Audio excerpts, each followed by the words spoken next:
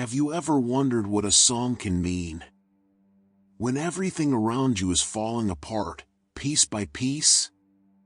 It might sound like a strange question, but it came to life for me when I learned the story of Wallace Hartley and the other 7 musicians who were with him on that one-way night aboard the Titanic. They weren't celebrities. They had no fortune, no uniform, no command, no authority, no reserved lifeboat, no real chance of escape. But when the world around them began to scream, they responded with something no one else offered: silence filled with sound.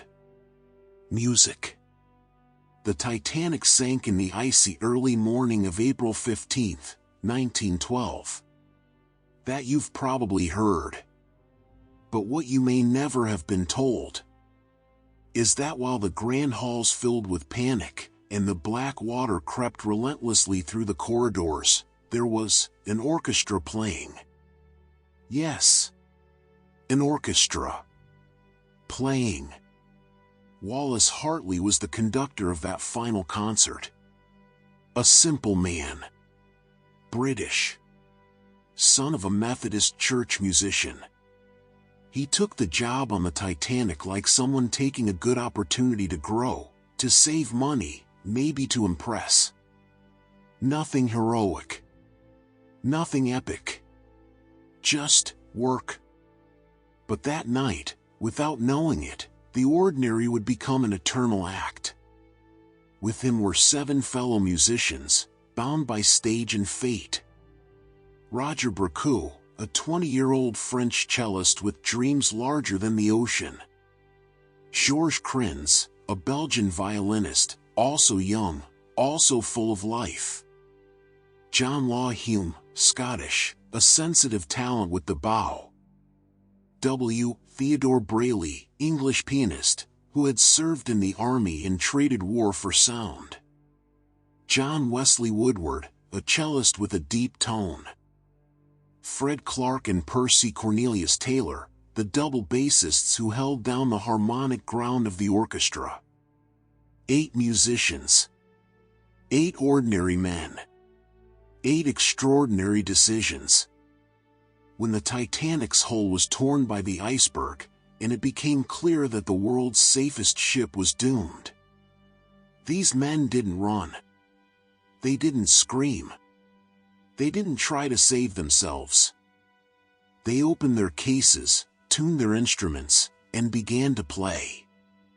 Now, pause for a second and really imagine it. The biting cold.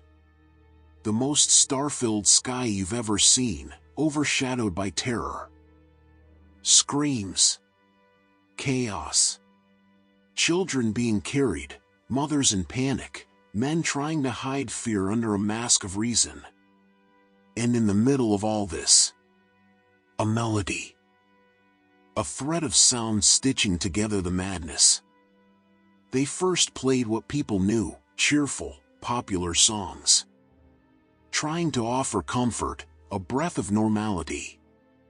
Some recall Alexander's Ragtime Band. Others mention Songe d'Automne, which seemed to cradle the sorrow with an inexplicable tenderness. But in the final moments, something changed.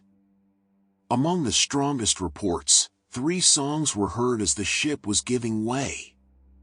Autumn, a gentle farewell. Songe d'Automne, again, as if echoing a broken heart. And, finally, Nearer, my God, to thee. Picture the scene. The stern already lifted. The water nearly at deck height. The metallic roar of the ship breaking apart. And there, a hymn. A prayer in the form of sound, nearer, my God, to thee, nearer to thee. A whisper of faith cutting through the chaos. They knew. Everyone knew that they wouldn't survive. And yet, they kept playing. Why? That question always makes us reflect.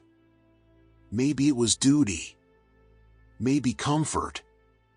But maybe it was something even deeper. Maybe it was a final act of love. A gift. A choice of dignity. Their music didn't offer physical salvation, but it offered something else. A rare kind of peace. Peace for a father holding his child, trying to fake bravery. Peace for a wife looking one last time into her husband's eyes. Peace for those with no choice, but to close their eyes with a little beauty around them. Yet, there's a detail few know. When they found Wallace Hartley's body, days later, he was still wearing the violin case strapped to his chest. The instrument was still there. As if even after death, the music was still with him. Those men could have run, hid, fought for a lifeboat. But they didn't. They chose to play. And they played until the end. Think with me. How many people were able to go with a little less fear, just because they heard those notes? How many managed to say goodbye not with screams, but with silent tears wrapped in violin? How many stories ended with a worthy soundtrack, thanks to them? It's impossible to know. But one thing is certain.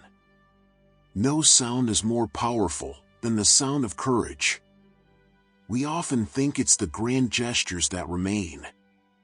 But sometimes, it's what we do when no one expects anything from us that echoes forever.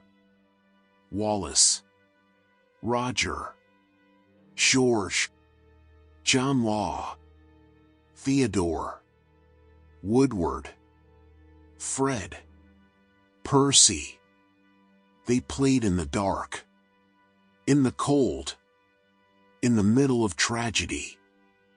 And for that, they became eternal. More than a century later, we're still here, telling this story, because it speaks something the modern world tries to silence. That beauty still matters. That character still exists. That even amid shipwreck, pain can be turned into art. So, next time everything seems to fall apart, remember, even in the darkness, you can still hear.